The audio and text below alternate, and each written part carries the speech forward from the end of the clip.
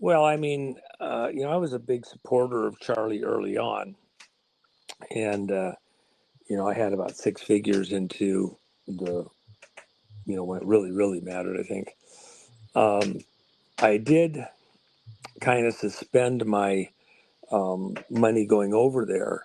Uh, you know, last year and actually the year before, I think, because they were pushing the early voting, and there was a certain contingent that had kind of captured where they were at, and I just didn't believe that that was appropriate or correct because of the stuff we know about what happened at 2020 and the mechanisms for stealing the vote subsequently. And so I had made it known in the right places that I was very concerned about that, and they wanted to proceed with pushing the early vote.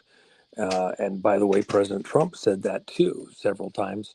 And then Sure. you hear him at other times say, one day, hand count paper ballots counted were cast, all the stuff that we've been saying. Because my coalition of candidates, which is really the largest in the country of its type, we had, done quite a bit of work along those lines. And so saying that you're for early voting, where all of the data then goes to help in corrupting the vote, just didn't make sense.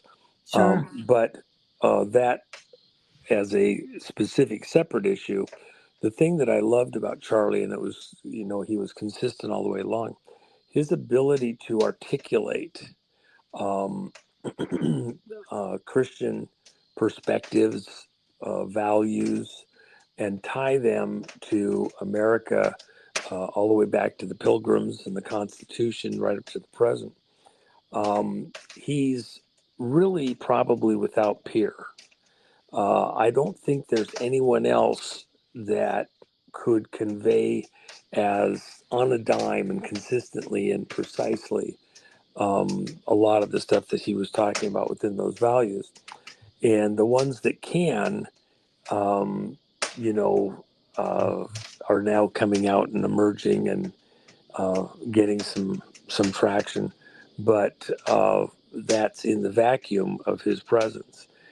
He was just so good at making the case for faith, Christian values, and tying them to governance and the population, not just here, but for the rest of the world. And then doing that with this um, younger generation, Mhm. it's just spectacular. So we have a gift within the library of presentations from his life that will live for a very long time and provide context for conversations for many, many, many generations. I mean, I go back and I listen to soliloquies that he's done, and it's stunning because he did it so continuously, how he can rapid fire give such a detailed, precise response to, you know, complex questions, simplify them and respond to people just on the dime. I'm a big fan. I mean, what an anointing, to have, to just be able to do that.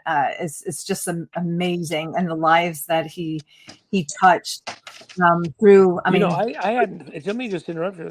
I yeah, hadn't heard it presented as an anointing previously, but I would say that that's an accurate um, assessment. He had um, a anointing, uh, you know, that was his ability to articulate these things.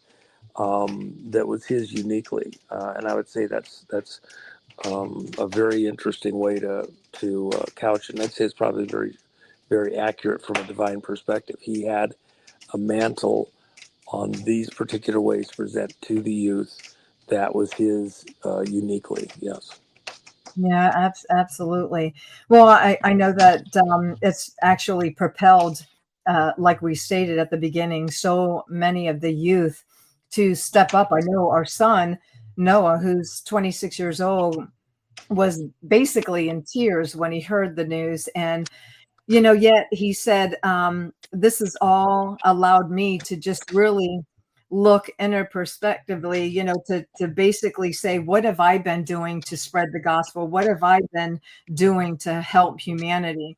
And I think a lot of people are in that place that they're looking at themselves saying, what have I done? Have I been a tool, a vessel, to be used? Well, think of, we know now that his time in this world was very limited. And so you have some people like him who condense a lifetime into some fraction thereof. And what his body of work for anyone would be, um, you know, if it was your whole life and you lived till your 80s, that would be quite an achievement. He did it in just a handful of years. He started, all in with the corporation at 18, and was doing his presentations from fold out card tables in Right. the early time, and stayed with it. Pretty amazing.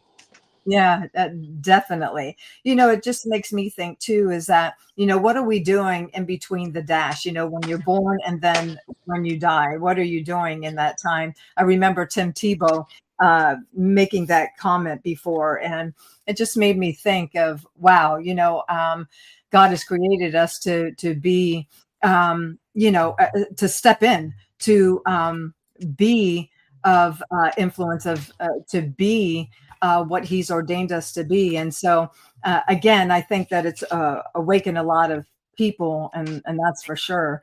So, with all this, and then of course, this government shutdown. Now they're saying again, like Well, I hold mentioned. on. Let's come back for a second. I Okay. don't want to quite leave Charlie for a Okay. second. I want to also acknowledge before we go to the government shutdown and other things.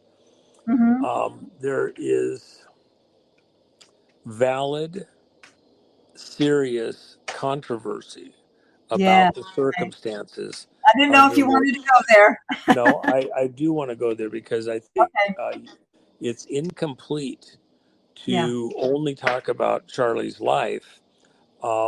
There are so many things about this assassination Hmm. that do not add up, that are wrong. And, uh, you know, just let me separate the two things. I wouldn't want, and I've said this, I did something with Roseanne Barr and Trennis Evans on Tina Peters' show because she has guest hosts appearing on her show while she's incarcerated.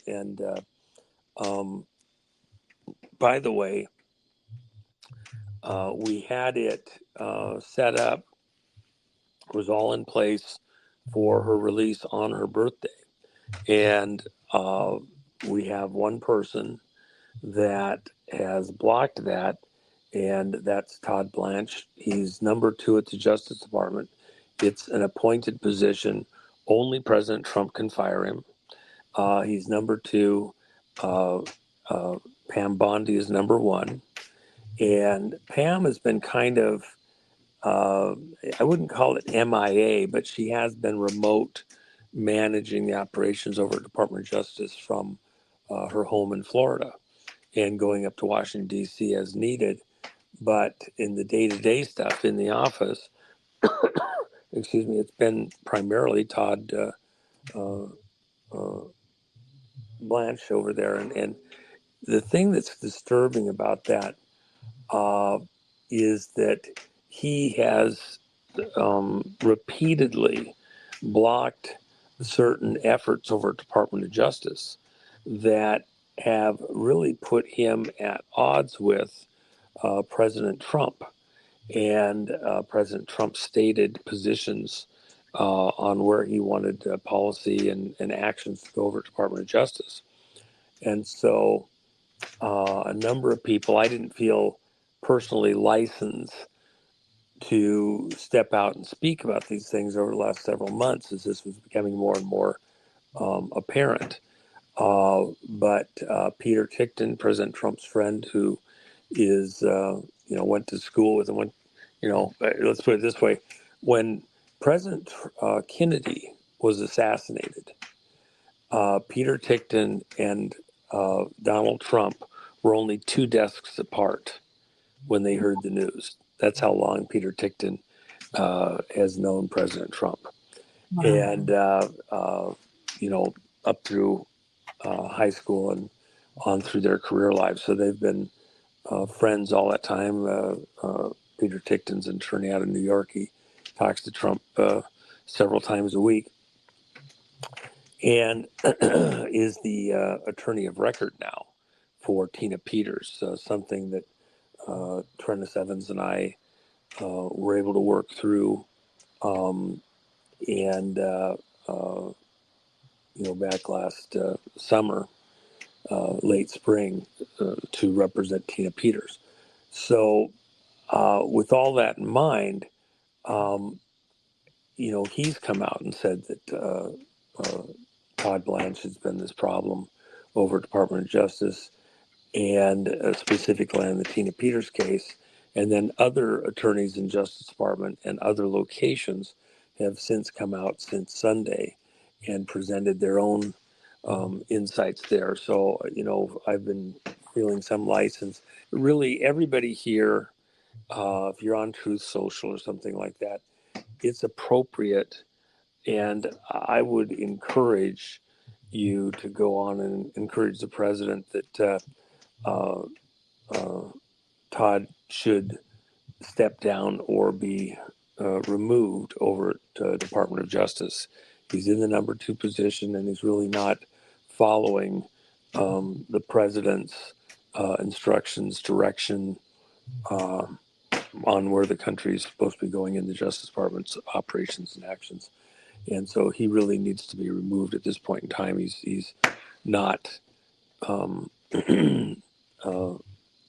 doing the president's will in these things. Right. So, quite rebellious, I would say. Mm-hmm. Yeah. And it's not a minor thing because, the presidency, President Trump,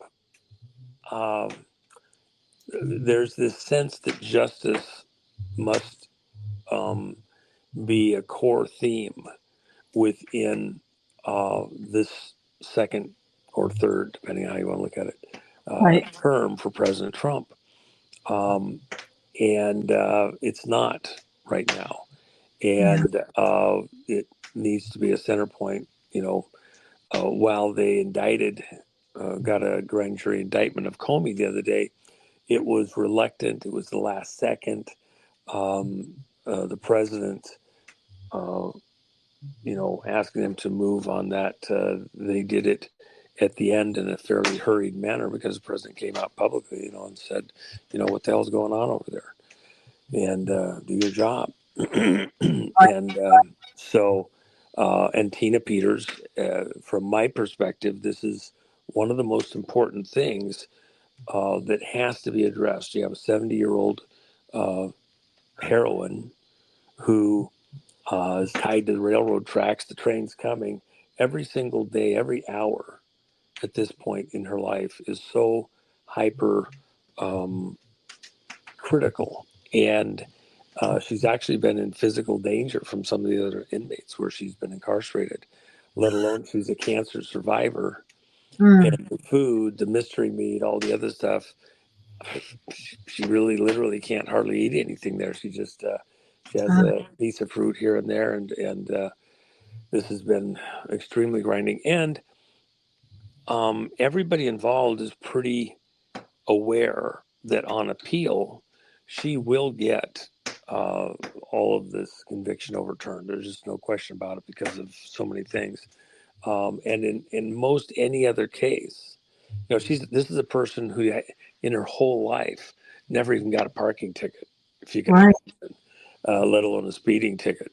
Um, and then they do this, and then even while her conviction's under appeal, make sure they make this visible pound of flesh thing out to the public. Anybody else, I mean, rapists, murderers, bank robbers, everything else, they'd all be out on appeal, waiting Exactly. for but her, they need to make a political statement, and it just doesn't compute.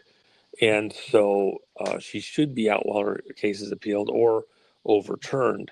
But the powers that be, the governor on down through Colorado, are doing the bidding of these globalista that want her as a scarecrow to anybody else going against their election interference mechanisms. And to scare anybody else from even challenging the elections, and so here she sits, and that needs to be dealt with. Todd Blanche has opposed taking this step that was agreed to by everyone within justice and the people we're dealing with, and President Trump, so she could be out by her birthday. And so at this point, he needs to go, get somebody else in there who will follow instructions. And it's not a political thing that somebody there should just do the political wishes of Trump. I want to clarify. There's sound judicial logic and reason for taking certain of the actions, whether it's Comey or Tina. I've got whistleblowers on several subjects, some of them very high ranking officials or officers within federal agencies who are primed and need to provide their information to Department of Justice, but there's certain things that have to be done with proffers, which is an agreement concerning information you might give that could be used against you legally, and other things, even witness protection stuff that cannot move forward because Justice Department people that would do it are blocked by Todd Blanche, precisely. So legally, can President Trump get rid of him? Yep, he appointed him. He can get rid of him. Okay. And I understand from behind the scenes, by the way, that we've been reassured through some of the contacts that this is going to get dealt with, but it certainly hasn't been dealt with yet. And I think the situation continues to mature and rot, and it's starting to stink to high heaven. And right. So we're past the point of it being appropriate to deal with it at this point in time. I think it needs to be dealt with before the end of the week, and I think it will be so. Oh my gosh. Well, for those that are listening, and we have a lot of praying intercessors and wars out there, I would definitely be praying for her release and that they get rid of Blanche, because it's just hard to understand, because I heard Trump over and over again, what are you guys doing? We need to get her, out. And it's just like, what the heck are they waiting for? It just really, frustrates me, because you would think that we would be farther along, and we're not. Yeah. Well, and then, so, we have a lot of business that needs to be dealt with to, for example, with some of these witnesses that need to be, run through the various processes over at Justice Department. We need to move those along because, of course, it may seem like it's still a long time out with 3.5 years. The reality is that, the last year we're into campaigning for the next president. So arguably in a lot of realm, we have about 2.5 years of open field to accomplish a tremendous amount. And timing is everything. Justice Department is a crucial component in getting America back on track. If you can't get to justice at the Justice Department, then it sours people's relationship with their government, and their confidence, and it is a reflection on President Trump himself, let alone in this particular case the offended party, which is the Republican Party. Let's just face it, there was an attempt of a type of coup to steal control of America through fraudulent elections, and then all the people put in office down through the various offices and their function. The auto pen. Somebody needs to get a lasso out and throw it through the window over there and grab that auto pen and drag it down the road, for a couple of miles. Well, Juan, wasn't there like a truth in regards to Pence and Ryan trying to bring something forth to where they would run as president and vice president and kind of sabotage Trump as well? I think before we're all done, you're going to learn so many egregious things that friends and associates around Trump did. It's just going to be one shock after another. He was literally like Indiana Jones in a snake pit, throwing torches to keep the snakes away from him. Right. Vipers and everything else, he barely got out of there with his life. Well, yeah, and then even wasn't there notice just recently that they believe they know who it is? It was a FBI informant that was actually part of, I believe, the election process and this and that. Is that something that's true? Now, say that again. I didn't. An FBI informant that did what?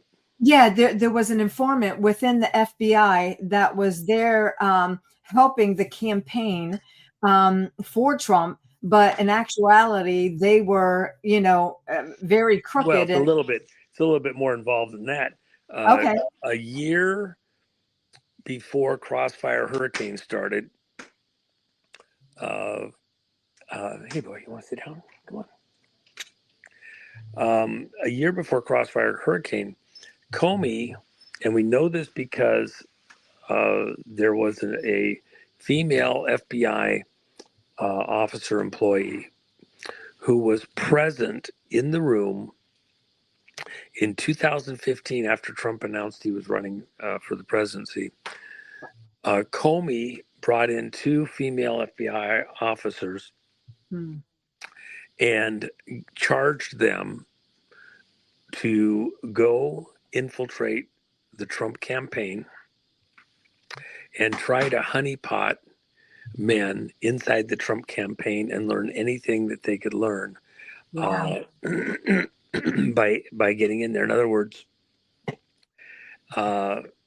ingratiate themselves to men and bet them if you need to, whatever you got to do to get information within the Trump campaign. And we know this because this one woman has since come forward last summer. She created an affidavit. She's been looking for the right place to say this, but it wasn't possible, and her life on the line as far as she is concerned. She briefed Senator Grassley and then created an affidavit to back her complaint as a protected whistleblower against Comey inside the FBI concerning these 2 women that were, put in charge to go after Trump through his people in the campaign by honeypotting him. Now, what Comey did was completely without any records. Normally, when you have an informant or an asset or personnel involved in anything, the amount of reports and records, even in a highly classified setting,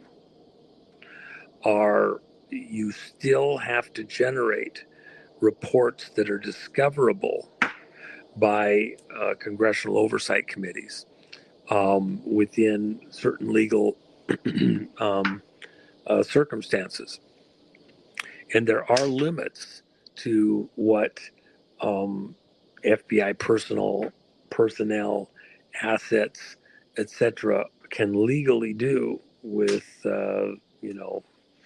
essentially going out and trying to bed somebody. And so they were given license, go get them.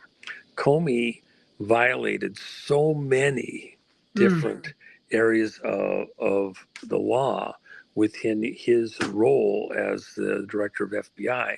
It's stunning. And so, of course, that's not the subject of the current charges, but before we're done, probably will be. And by the way, it does amount to treason. You are interfering in the election process to try and destroy a candidate for the presidency, and then after he became president, to continue to thwart him from being able to do what he was elected by the people to do. So that level of interference, both in the election process and then the governance process, is a high crime.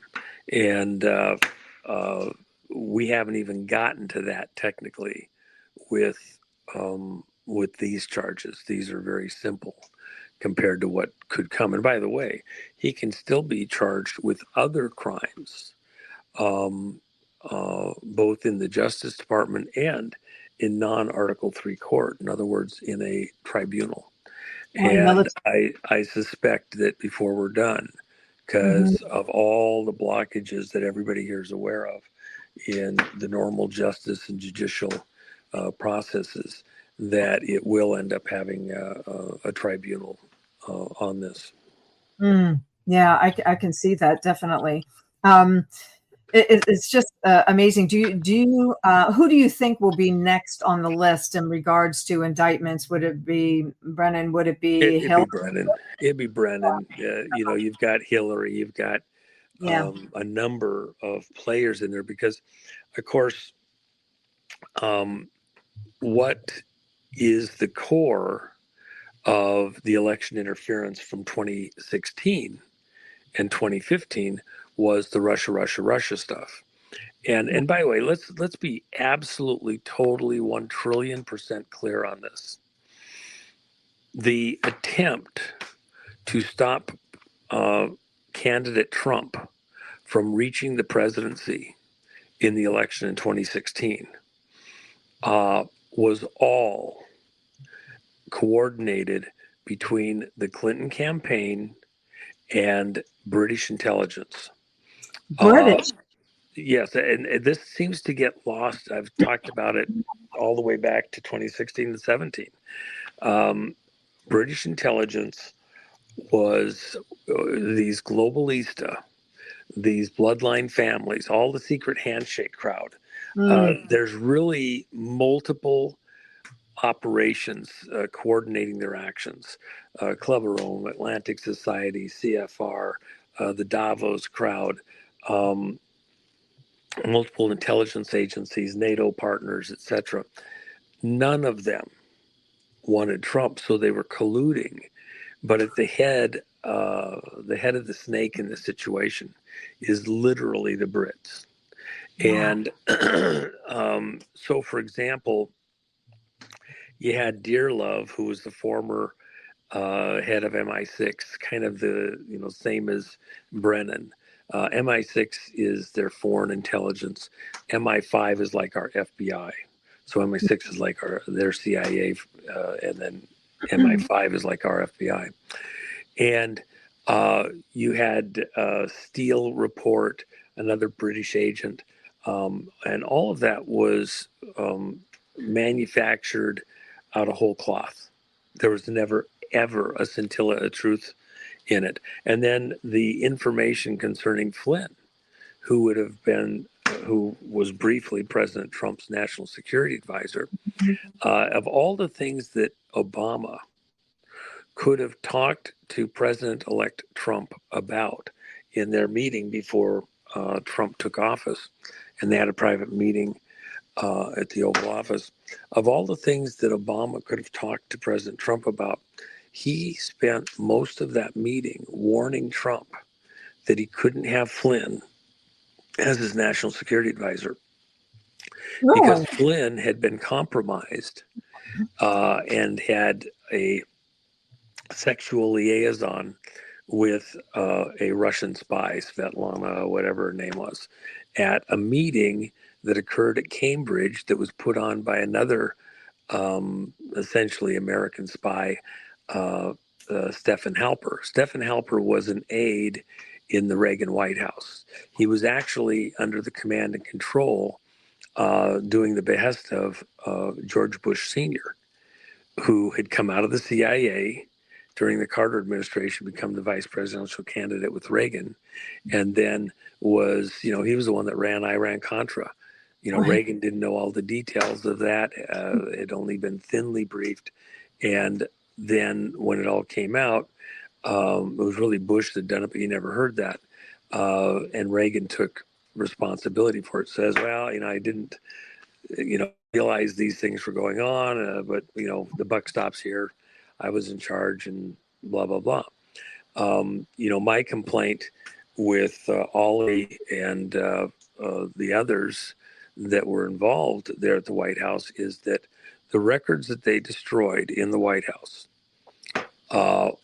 concerning all of our covert operations tied to Iran-Contra and to the South American operations and the drug stuff, when Fawn Hall carried out papers in her boots, Ollie North's secretary. Now white, right? Yeah. Well, and by the way, she's well preserved. She's a beautiful person. You are in a particular situation. I think you're doing what's best for everybody involved in the country, and I don't question her or Oliver North's patriotism. But when she pulled those records out in her boots, snuck them out, what was in there? Well, it was the bank account numbers for all the money that was being transacted and hidden, that they still had to be able to access those accounts.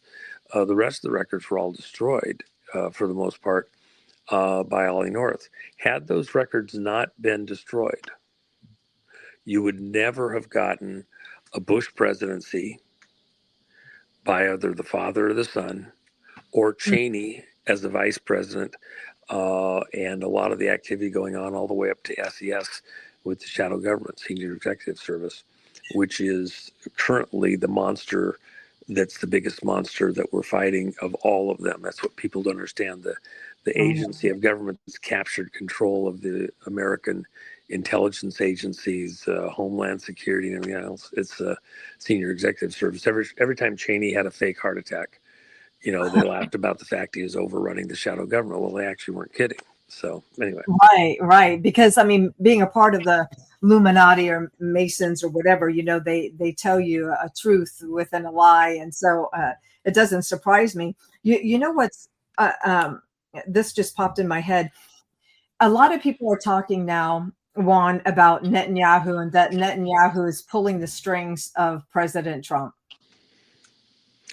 It's painful to listen to that over and over and over and over and over and over and over and over and over and over again. If you say something enough times, it's perceived as the truth, okay? Yes, the largest lobbying group in Washington, D.C. is the Israeli lobby, which is all centered around Netanyahu. The second largest lobbying group, by the way, is the Saudis. And the Muslims working through the Saudis. Qatar and stuff like that tied into it also. And So let me just use this as an example. For 10 days prior to Trump going over to Saudi Arabia, remember he went over and signed the big arms deal with Saudi Arabia and then went next door to Qatar and signed another arms deal there. Mm-hmm. For 10 days before he left, Netanyahu was trying to talk to Trump to get to him to, tell him don't do the deal, blah, blah, blah. We know you want to, but don't do the deal. And Trump wouldn't even take a phone call. So does that sound like Netanyahu is able to control Trump and he goes over and does the biggest arms deal, in history with them? And what's the point of that? Why did he do that deal with the Saudis? Because the types of arms that they were buying, aircraft and other weapon systems, the Saudis tied their wagon to our horse. Those systems have to be continuously maintained, updated, repaired. The personnel involved with them have to receive certain training. The pilots and everything else come to the U.S. and learn to fly these aircraft and how to use them and coordinate their activities with American military units. Also, they're tying their defense systems to America and, by extension, American foreign policy. If they run afoul of America or try to attack Israel or do something like that, we'd cut off their supply of bullets, if you will. Those aircraft don't fly very long without American maintenance and parts. Okay, they need a lot of spares and service and like that, and you don't really stock that stuff up very far because we don't let them. So at the end of the day, you might have a lot of really big stuff stored up, but it's useless without one, $5 piece here or $50 piece there or software update or whatever. So the reality is the threat that Saudi Arabia, for example, and others around Saudi Arabia, including Qatar, would have towards Israel is greatly diminished by having them solidly in our camp on their weapon systems. And they could do something, but it would be pretty flat and it'd run out of steam pretty quickly, which means that Israel is safer. But at a certain level, certain people within the Israeli system, they want to control everything. And yes, they're trying to control Trump. And by the way, Netanyahu has gone around to leaders in the Mideast and said that he controls Trump. Well, he has said that, but I think Trump would beg to differ. And Trump's actions, show that that's just not completely true. Everybody in this audience has had somebody who embellished the truth at critical moments concerning even themselves, a friend or somebody or a business coworker or whatever, who's made audacious statements that are aimed right at people in your audience. And, these were audacious statements. I'm not going to defend Netanyahu on that. I'm also, I do have massive concerns, just like the information we're getting on the Charlie Kirk assassination isn't adding up. The situation around him is not adding up. The situation around Gaza from day one has not added up. In fact, before the attack on October 7th, I had communicated with a number of the people around me because Israel, they had a contract for essentially surveilling and monitoring internet communications of many of the people that, were enemies of Israel, if you will, through their intelligence agencies. That contract expired on September 30th. Just days before the attack happened. And there was many of us who were like, how can they let this stop? And it was known that was going to end months in advance. It just seemed bizarre and foolish. And there was many people in Israeli intelligence in political circles who were fighting to not let that happen. It looked very much at the time like some kind of a setup. And Netanyahu was absolutely aware of Yeah. that. It was there some setup to create a circumstance to have an excuse to go in and do what they did in Gaza. Well, look, in Gaza, you had 100,000 missiles that were hidden all through the area, positioned and ready to fire into Israel. You had 300,000 missiles that had been planted in Lebanon, but then the big explosion happened, which blew up the rocket propellant factory that they had underneath the docks there. And, because Iran was shipping over all the missiles, but they didn't have propellant in them.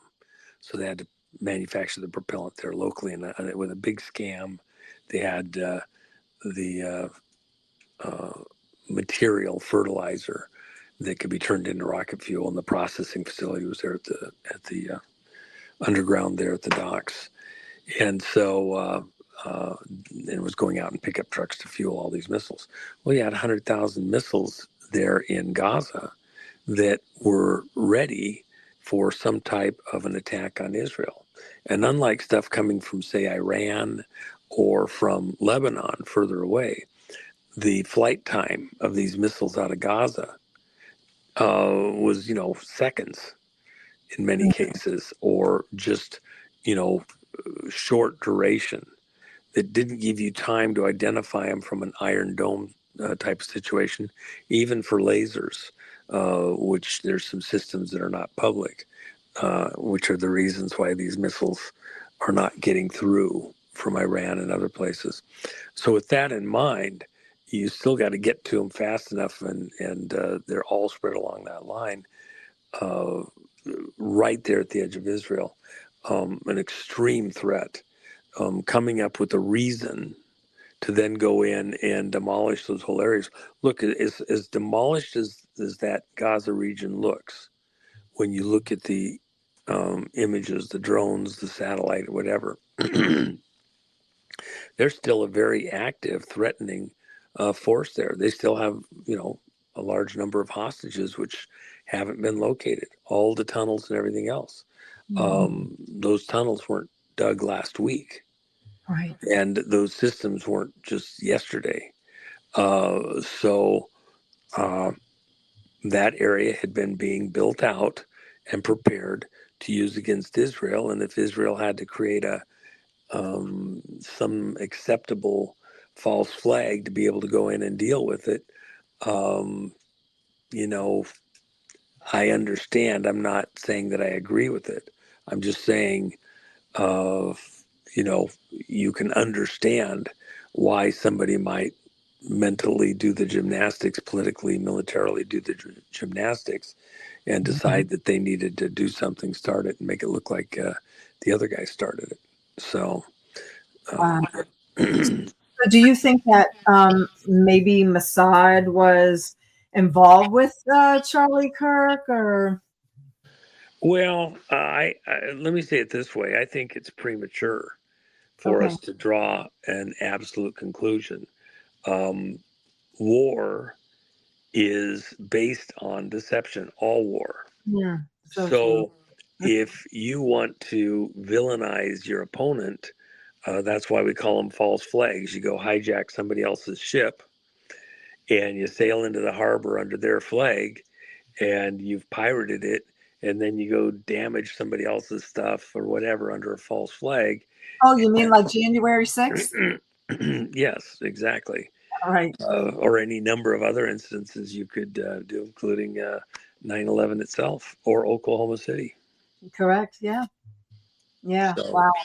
by the way, what I was going to say earlier is that Sure. when Oklahoma City happened, all of the records that we had accumulated in the Whitewater investigations from state police, FBI, CIA, DEA, all the banking records, the Rose Even Law Firm military records, too, right? all of the originals were subpoenaed by the Senate Oversight Banking Committee. And so they wanted originals, not copies. So a lot of the investigators and detectives, we were all concerned that the originals were being subpoenaed. Why couldn't they just take a copy? Because that would allow the original people to maintain their records, which is what's required. You have to have be able to testify about the records being yours and not out of your control, and blah, blah, blah, and your original records for your testimony. The Oversight Committee demanded the originals, not copies, and that no copies be maintained, by the way, at the various agencies. When they had gathered all those together, it was the understanding of all the people involved that they were going to Washington, D.C. Well, they didn't go to Washington, D.C. They went to Oklahoma City. And so in the building, when it was blown up, were all the records related to Whitewater and the money laundering, the drug running, which primarily revolved around CIA and three-letter agencies with their work in South America to centralize the drug trade back under Reagan, and then continuing after Bush came into office. And so when the Oklahoma City building blew up, it actually didn't blow up as completely as it was set up to do. The back half of the building still had pillars that were the supports for the building, which were wired with the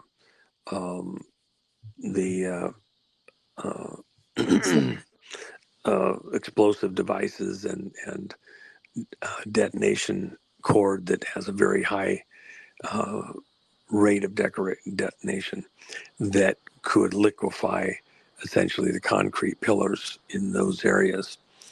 And so the front part of the building, it worked perfectly. The system to detonate didn't detonate the back part of the building. The SIM cord didn't go off.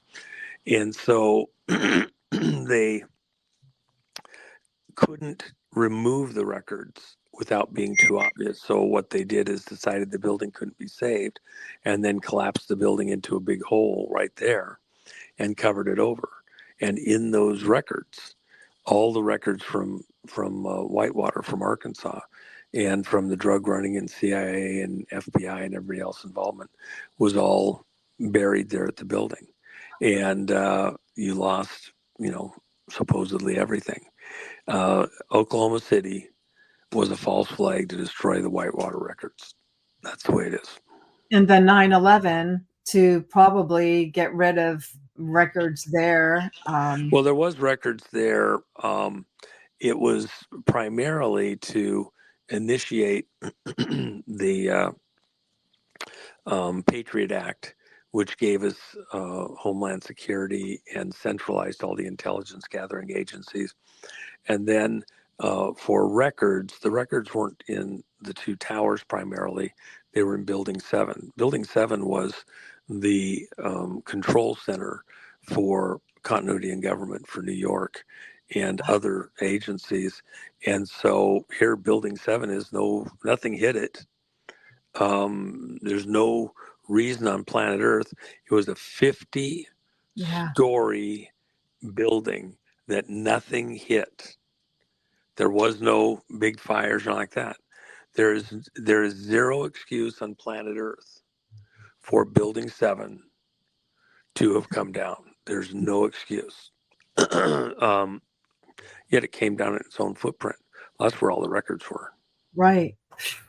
Wow. It's just amazing, the corruption for decades that's been going on. And of course, we're just like what you said before, justice, we're all praying for justice to manifest. And I'm going to circle back to something that I, when we heard FBI chief, or whatever you call him, Kash Patel, say, I'll see you. Yeah, right. I'll see you in Valhalla. And we're hearing a lot about Valhalla. And you mentioned to me that that's a place, of course, where warriors, go. Some people say heaven and so forth. But is there a place, say in Iceland or someplace like that, that there is a place of like safety to where those that may have been targeted or in danger, that they would go there? Well, let me leave the reservation for a moment. Okay. Um, uh, when Timothy McVeigh Hmm. was put to death, there was a number of people. First off, it was a false flag at Oklahoma. He Hmm. wasn't, he was the fall guy. He was the Oswald that lived. And so there's this whole Philippines connection with his friend and other stuff. There was all these ties into, people forget this stuff now, but into the white supremacy movement with compounds in Arkansas and like that, where, and there was German intelligence involved with Strathmeyer, who was living there at the facility there in Arkansas where the white supremacist thing was going on. You had a woman who was undercover there. She was kind of set up and forced to do the undercover. She didn't really want to, but she was put in a conundrum. We know where the coordination of a lot of stuff that was going on around Oklahoma bombing was coming from. And by the way, um, my friend Bill Cooper was kind of hiding out from various government agencies because of his uh, work and statements with his radio show he was doing and things like that. His book, Yeah, he sounds Ride a familiar. Pale Horse, yeah, a very super guy. Um, uh, in my movie, The Called, Yeah, that was we went out to his gravesite there. Bill was approached. He was at a safe house living for a period of time. And it turns out that the people that were hosting him were actually on the payroll of the FBI. wow. And I had actually gotten to him at a particular point and told him, where you're at, those people are on the payroll of FBI. You need to watch your back, maybe consider getting somewhere else. And he was a bit incredulous until just a very short time later, a person that we know was a FBI officer and a couple of other people showed up with Timothy McVeigh in tow with them. Wow.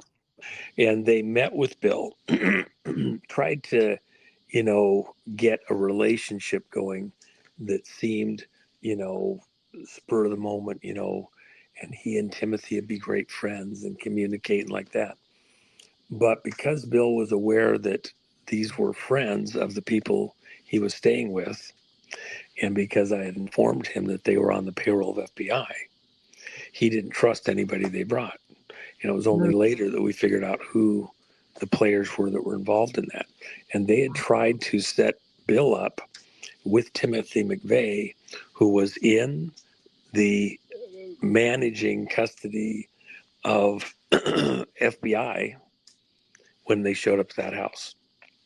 So he was an undercover or some type of an asset, whatever. And by the way, after the Branch Davidian incident, where Timothy McVeigh was present at the Branch Davidian compound, Oh, wow. 2 years earlier, that was part of the whole thing. The reason he blew up, allegedly the Oklahoma building was for retaliation because of the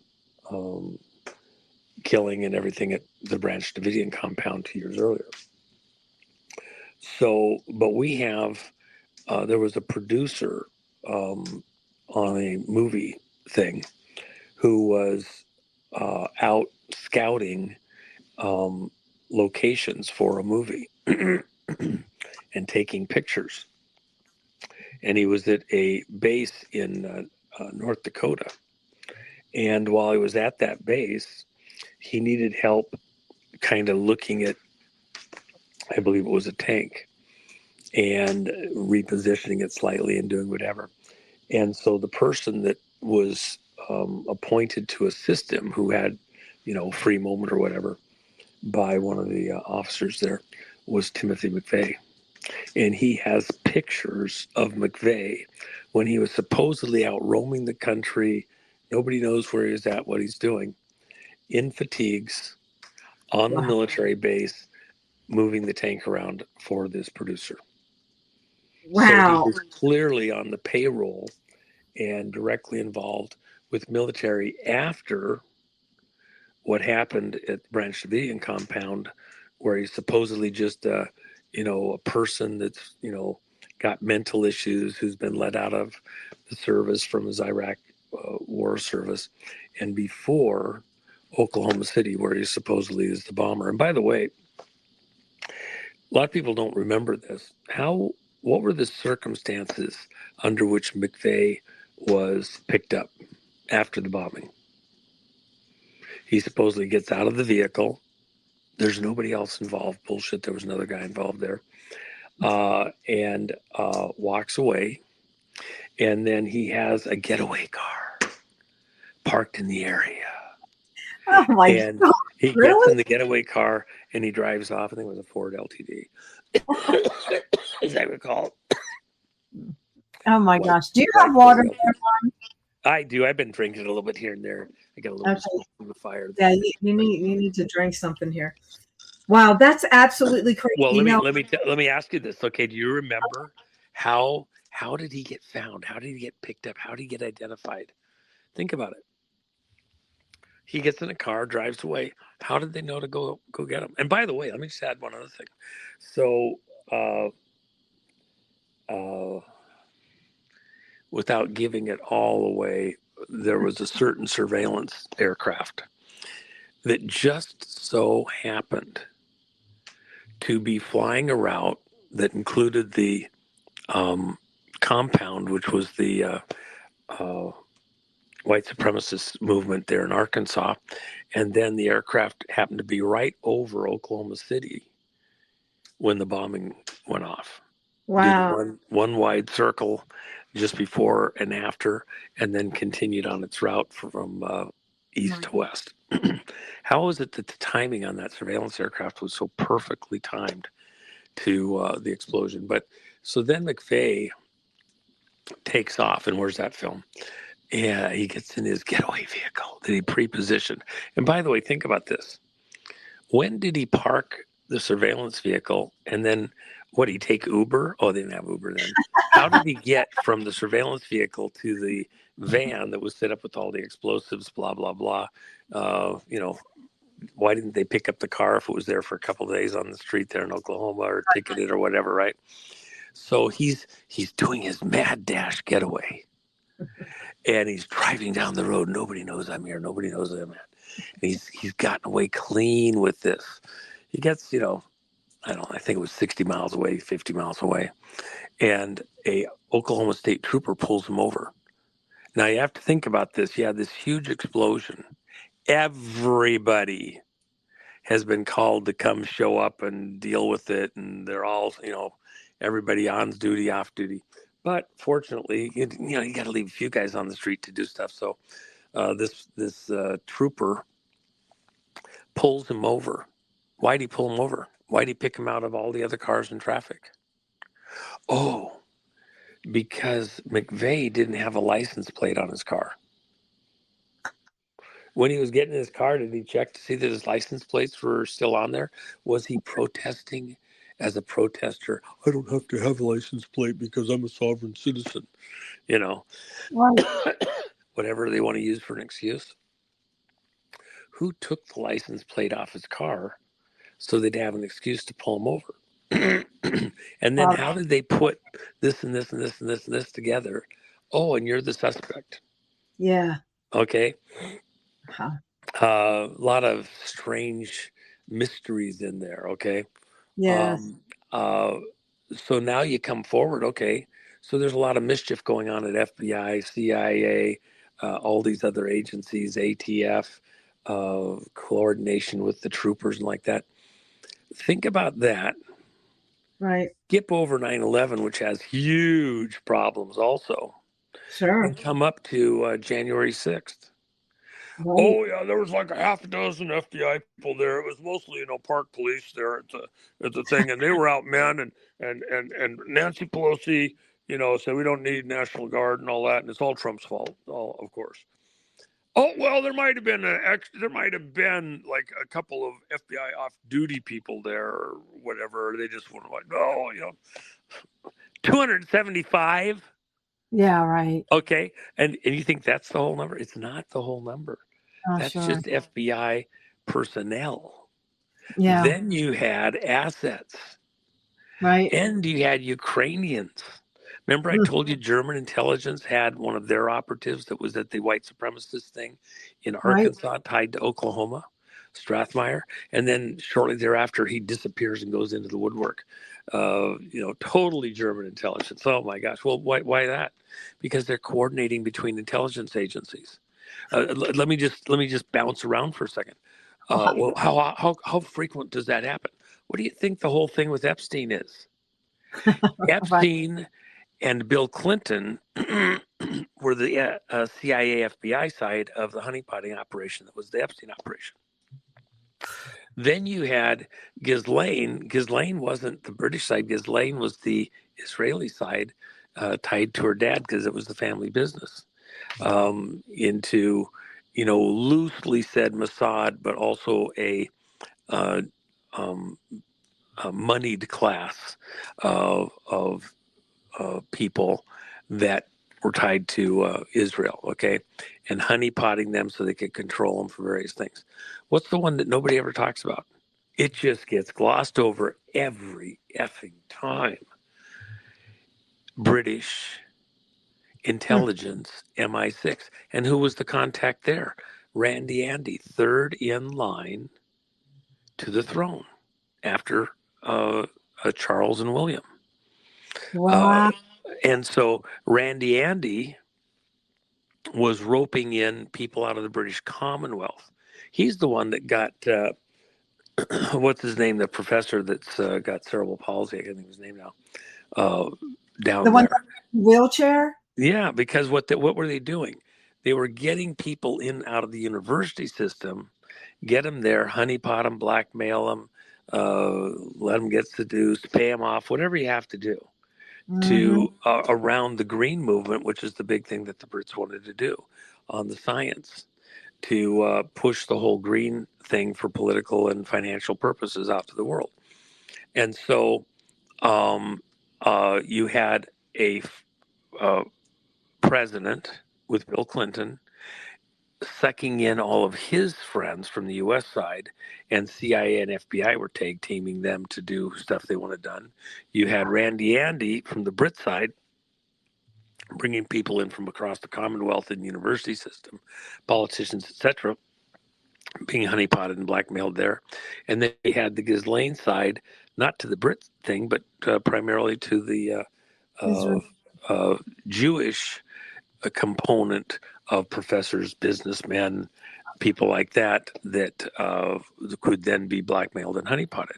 And part of the thing in not releasing a lot of the Epstein stuff sooner is because, remember, most of the people that were brought there may have had a problem or proclivity, whatever, and they wanted to get them on tape, etc.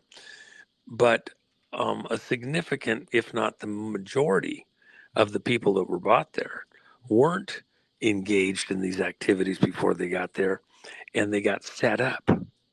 So at some level, and many of them didn't follow through or do things. So I have a contact that I've known for quite a few years who described, and he's on the list on the airplane, if they release it, here he is. And he got there, realized it was off. And he was invited through the Clinton machine, and thought it was a very heavy, weighty, important thing. He was going to go hang out with these important people, and he might get a grant on a particular thing that he was doing. And this was his big chance. Island, right? This was a friend of a contact of mine. Okay. And so he was going to Epstein Island. Yeah, he was on the plane. He was on the Lolita Express. When you look at the flight Wow. logs, he's on it. Okay, and so he Okay. gets down there. He wasn't. He's not a bad guy. Then he doesn't know how to get the hell out of here. So he feigns getting very sick and not participating. They wouldn't let him leave early. So he's limiting his diet. He realizes even his room has cameras in it, and he doesn't want to get anybody sick, and he's afraid to eat anything else, and so he doesn't really even eat anything. He's afraid to drink anything. He's afraid he's going to get drugged, and he realizes he's in a hell of a situation, and so he just, you know, uh, his solution was pretty funny, but he put a certain thing in his eyes to make them all red out of his shaving kit, and just looks, just horribly miserable, and he's coughing away and all that. Everybody's avoiding him, and he gets through those few days and flies home. Because he realized he was, they were going to try and set him up, and he didn't want to be part of it. Even the girls in, their statements have identified that he didn't do anything. Okay. But there's a lot of people that were themselves victims, because the whole point of getting him on the plane and getting him there was to honeypot, blackmail, extort, set up those people. And there's a few that if you release the list, and this is somebody that at least some people in the audience might know. If you just had the list of the people on the airplane, and not the testimony of the people that were there present somewhat, he'd be destroyed. Wow. So there is victims that you can't just release the information from the flight logs and anybody that got on the plane that they're just horrible, horrible people or something like that. Because he had no idea what he was being sucked into. Right. I mean, I heard many stories of people stating that, if they were congressmen or whatever, and they went to a party, that they would always have to watch out because of the fear of being blackmailed, because they stuck a woman, in their face, and she was aggressive, and he's like, no way, but that they would use that, for blackmail. So, I mean, well, let's use this. Let me help you out here a little bit. Okay. General Flynn goes to speak at an intelligence conference over at Cambridge University. And the professor who invited him, Stephen Halper, to be a guest speaker there, and they're going to pay him a fee. He's he's on the payroll of Department of Defense covertly, getting like $400,000 a year for bullshit. The stuff he submitted was complete, utter bullshit. He was within the money side of the Iran-Contra stuff in the Reagan White House. He was helping with the banking covertly. That was how the money was being laundered for Iran-Contra. When Iran-Contra comes out and all these concerns, he hightails it over to England, British intelligence, and is put on as a professor at Cambridge. He has dual passports, a British passport and an American passport. He's the one that covertly advised that Flynn had reportedly had a secret relationship with Svetlana, the Russian agent who was also at the conference, and that he couldn't be trusted because he's in the throes of romance with a Russian intelligence officer. And when you looked at the time, Flynn can account for all of his time. There's like even a gap where there was like 15 or 20 minutes. It turns out there was other stuff that showed that he wasn't without somebody in that little window. And they tried to portray that, they'd run off and had a brief 15 or 20 minute affair and on and on. The reality is Flynn's in love with his wife. They've been married for a very long time. And that was an assault on Flynn's integrity. Okay. Yeah. And totally made out of whole cloth. Then Papadopoulos, the young kid in the Trump campaign, Right. miraculously happens to, be around uh, Stephen Halper. And Stephen Halper has a student aide, a woman who's one of his student aides, who tries to bed Papadopoulos. Well, Papadopoulos' wife is like a supermodel, Oh yeah, she's attractive. beautiful. They're totally in love. And by the way, she's a woman of faith and integrity. She's a Christian. But they tried to portray that this, Papadopoulos would be subject to the, because he likes beautiful women, that he could be enticed by this beautiful woman. And by the way, I'm very curious. I'm waiting to find out. It's possible, I don't know. It's possible one of the two FBI personnel who were commissioned by Comey to Mm. go infiltrate the Trump campaign Hmm. was the student aide. Wow, for Papadopoulos. Yes, the student Wow. aide for Halper that tried to bed Papadopoulos. Okay. Um, Wow, the they whole thought he deceiver. was vulnerable, like they are or something. So anyway, Right. but that was the tone and tenor of these activities, Right. of aimed at President Trump and the people around him. And remember, he was enticed to go down to Israel, and Hmm. then at Israel on an oil deal. And when he's down there at Israel, they literally practically forced into his pockets $10,000. He Oh didn't wow. want it. He said, for as an advisor, and he sensed something was wrong. They were too aggressive at trying to get him on the payroll to Mm. give them intelligence on where Trump was going to go, and they could help him out tremendously in trying to make something happen. Papadopoulos was smart enough. He's a young guy. He doesn't have a lot of world experience. He's trying to make a deal, trying to make a buck here and there. But he had the presence of mind. He sensed the danger clearly enough that on his way home, he had to stop in Greece. And so from Israel. In Greece, he sought out an attorney. I think he just went through the phone book, is the way he says it, and found one.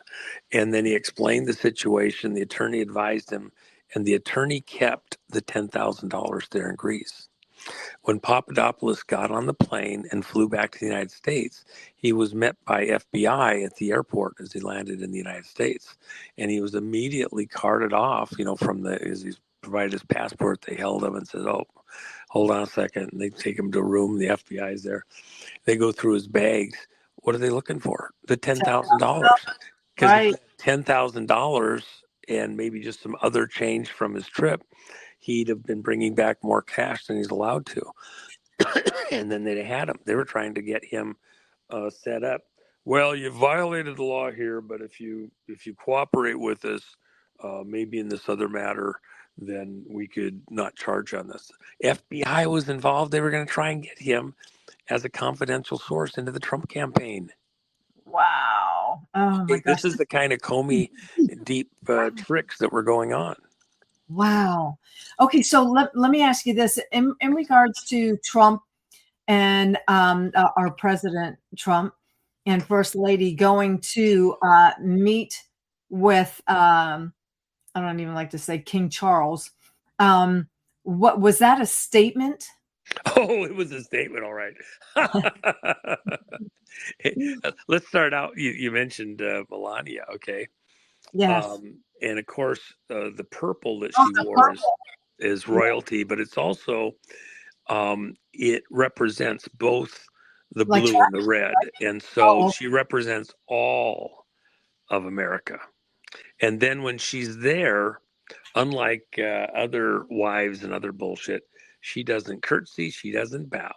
mm-hmm. We are not kissing the ring of that. Who knows where that's been. Yeah, Um, like, okay.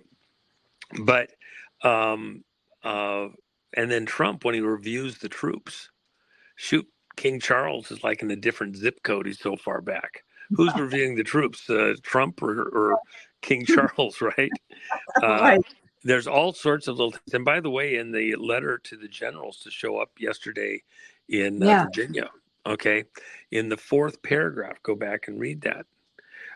They're directed to immediately close all bases that have their origins with the British, where there was joint operations, which we have quite a few around the world that we do with the British. Didn't say leave the base and let the British have it. Said close the freaking thing. Why? Because we're not, or cut off, essentially any British collusion or involvement. We're operating as though we're in a state of war, kind of a silent Cold War with the Brits. Why is that? Because the attacks on Trump and the attacks on America have come with British origins, including the dossier, the stuff out of Cambridge aimed at Flynn and Papadopoulos and many other things, and the money situation with the International Federal Reserve. All the banks in the city of London, the city within the city. In London, the bigger city that everybody thinks about, there's a city that's London, the banking capital, and the walls of that area are the old Roman city, old Roman walls from Roman occupation. And so within that Roman area, they call it the square mile, are all the biggest banks in the world. The 100 biggest banks in the world have their offices in there. And when the Queen was alive, it was more demonstrable. I haven't seen anything since the King has been in office, but maybe it exists. I just haven't seen it. But during all of Queen Elizabeth's reign and others before her, royals before her, once a year, she was required to go to the city of London, the city within the city, to its main gate entrance, this, um, ritual, site area. And then the mayor of the city of London would come to the gate and remain inside the city of London. The Queen would remove her shoes and then walk through the gate, bow and curtsy to the mayor of the city of London. Now, who's running the operation? Who's running the country? The bankers. The Queen's not in charge. The bankers in charge. Think about that. The Queen doesn't bow or curtsy to anybody. She doesn't even wipe her own butt. She had a royal wiper. She had a porta potty that goes wherever she goes, and if she needed to use the restroom, she'd go in there and use this, big, huge, monstrous royal porta potty, and somebody'd be standing underneath behind to wipe her butt. Seriously, literally. My God. And so and so we haven't heard if Charles has that yet, but it wouldn't surprise me. But I wouldn't be surprised at all. Yeah. so imagine being, well, and then remember what Biden said. I've been wiped. I've been wiped. He must have thought he was royalty. The Queen gets it. I get it. I've been wiped. Oh You my God. remember that statement? You remember Yeah. that? Going into the doors of the White House. I've been wiped. Oh my gosh. Lord Jesus. Yeah. Oh. TMI. Well, and the one thing I will tell you, TMI is not an inaccurate thing. We've been subjected to so much BS. I mean, so much BS. And at some level, it's like, please, God, I don't want to hear one more thing. I can't take it anymore. That's how crazy it is. Oh, wouldn't you know it? The second I come over to sort it out, it starts falling apart. I guess my timing was about right. So, anyway. Well, so I mean, getting back to Valhalla, like, yeah. Is there such a place where? Okay, well, yeah. So I was getting there.